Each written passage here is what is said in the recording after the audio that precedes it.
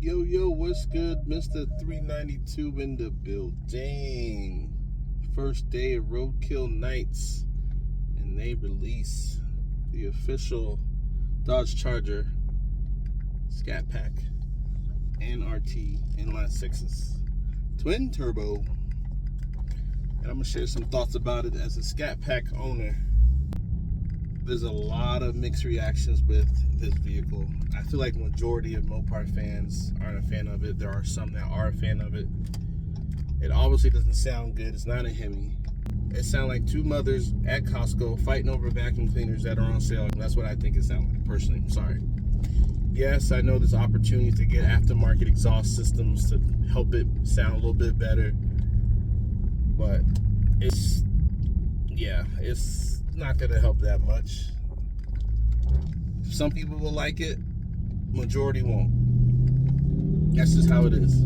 The main issue I have with the inline 6 twin turbo Charger is it's a car that we did not ask for, and it was forced because of the ideologies of Carlos Tavares, the prior CEO of Stellantis.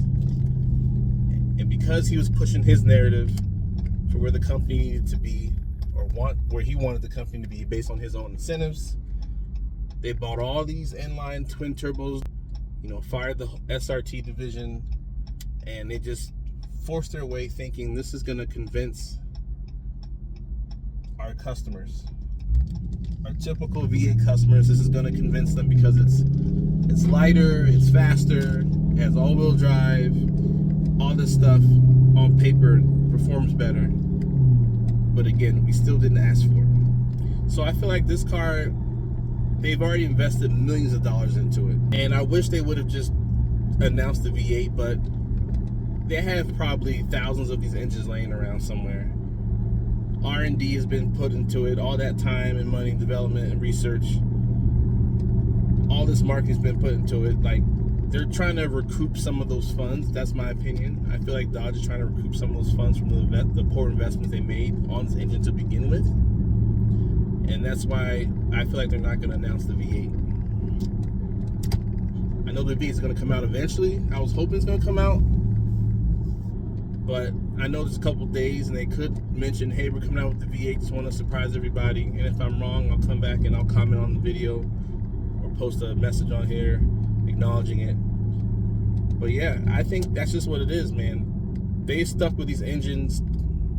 Tim Knusis is probably like, well, we gotta do the best that we can. We've already invested all this money into them. Let's just try to sell some and capture some market share from other people who like, potential tuner cars, which I don't know if the transmission's gonna hold good. I don't know. That's another thing they gotta talk about, the type of transmission that it got. And recoup their funds as much as possible. I don't think it's going to sell a lot. They'll sell a little bit more. They'll definitely will sell more than the EV Charger. And then at that point, when they are tanking the second half of 2025, because I think the books are going to show us by the end of the year they're not going to do well, then they're going to be like, all right, our Hail Mary saving grace, we're finally going to give out the V8s to everybody. This is what everybody finally wants. It's going to come out in 2 years or 3 years or a year and a half, whatever they say. Or they figure out a way how to stuff it in the engine, if that's the real excuse or issue. But it's just, it's typical Mopar games. And unfortunately, we all fell for it. We all had hope, a little bit of hope that we'd get some good news today. Again, they could announce last day at Roadkill Nights that they're going to put out the V8 in the future for the Charger. Yeah, they have to use that engine, guys. I think they just have to use it for their investment that they've put in the past. It's flipping 4,800 pounds. You put me in that car well over 5,000 pounds. 550 horsepower all-wheel drive, that's ridiculous. Yes, the 0-60s is 3.9 seconds, and the Scat Pack wide body Charger, what is that, 4.3 seconds? 0-60, a quarter mile, they saying it does 12 seconds. Scat Pack Charger, wide body, I believe is 12.7 seconds, maybe 12.6 seconds. For me, that's not worth it.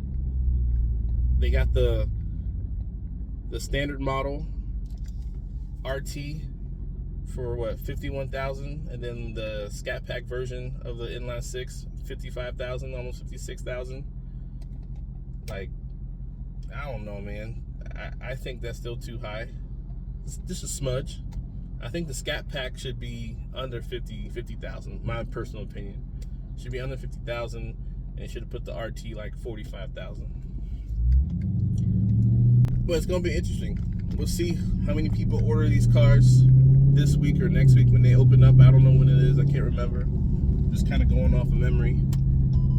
And that's it. I'm not a big fan of the new body style. They put that little mail slot slip in the front, just like the models I have now for like the wide bodies. Oh, this thing is loud. My bad. Yeah, they put that mail slot in the front of it. I think that's kind of ugly in that type of model. The hood looks better than the EV Daytona, a little bit, but yeah, it's not my cup of tea. Will I test drive it? Maybe. I didn't want to test drive the Daytona EV Charger. I had no desire at all. I really didn't. I sat in it, touched it, heard it. It's like, yeah, I don't want to experience it. I'm good. It just didn't tickle my fancy, you know what I mean? But maybe if I'm bored, I'll go test drive it when it come out. Inline 6 twin turbo. I just feel like there's better options out there. Like, if I want an inline 6, I'm for sure going BMW. Like, clearly, they perfected it. They got it down. They know how it works, how it runs. Cut this car off. I'm waiting for my daughter to get out of work. So, there you have it, man. Like, hooray for Dodge. If it's a win, sure. I think the only win announcement was just the Durangos. Their pricing is going back to pre-COVID days. That's a plus. I don't care about the jailbreak options. So overall, I just feel like Dodge has an identity crisis. Yes, there was poor leadership and management in the past, bad investments. Yes, there were CAFE standards and all this stuff that was preventing them, and carbon credits and all that mess, but it's just bad planning overall, right? Like, I feel like all of this could have been avoided, and because of the poor choices that were made, now they're forcing a product, trying to persuade us and convince us. Like, I've never seen a brand fight so hard to try to persuade their core audience of something they never asked for. Like, it's an uphill battle. Like, I don't see the success in that, to be honest. Like, it's just, there's no product market fit, basically. You know, I work in fintech, and like, when you have a product that has product market fit, it is so much easier to acquire customers and to get people on board versus like, oh, I don't know if this is going to work. Maybe we should put this lipstick on it, or put this feature on here, or dress it up this way, tie a bow, and then have these crazy commercials and marketing. That'll convince people, and like, let's just hope that they'll like it because we know what they really like. We have all their demographics, we have all their data, but we're not going to give them what they want right now because we have this other thing that we poorly invested in, and maybe it'll work. So let's just keep pushing it until it doesn't work and it fails, and then hopefully still be in business, and then we can give them what they really want, and then our profits and sales will soar. But like, I don't know what they thinking, man. Like, they wasting time. Like, the first half of the year, you flipping down $2.7 billion in revenue. Like, what's up with that? And they're going to be, I think maybe the back half of this year, my guess, and maybe it'll be like $1.5 billion. I don't know. I have no idea. I just think it's weird. These are weird times right now. Sure, I could be optimistic, but I'm not in the market for an inline 6 twin turbo Dodge Charger. No. I don't care if it's faster than my current Scat Pack. It definitely don't look better than my Scat Pack wide body I got right now. And if I'm going to get rid of this car and stay with the program, as of now, it would be a wide body Hellcat Charger. And that's pretty much it. That's the only thing I can see myself somewhat excited for. And that's older. In the future, we don't got any info, anything else coming out yet. So I'm just going to keep waiting, doing what I do, and hopefully Dodge doesn't fail, crash and burn with this execution, but it's not looking so good in my opinion. But yes, we got to wait till the numbers come out. Yeah, I just can't believe Dodge is now part of the Honda Racer community. This inline 6 twin turbo. That's what it is. It's a flipping weed whacker, lawnmower, vacuum cleaner. Sorry, that's kind of brash. It may sound like a hater, but I like what I like. Sorry. I bought this car for a reason. I followed this brand for a reason. I like certain sounds for a reason and feelings.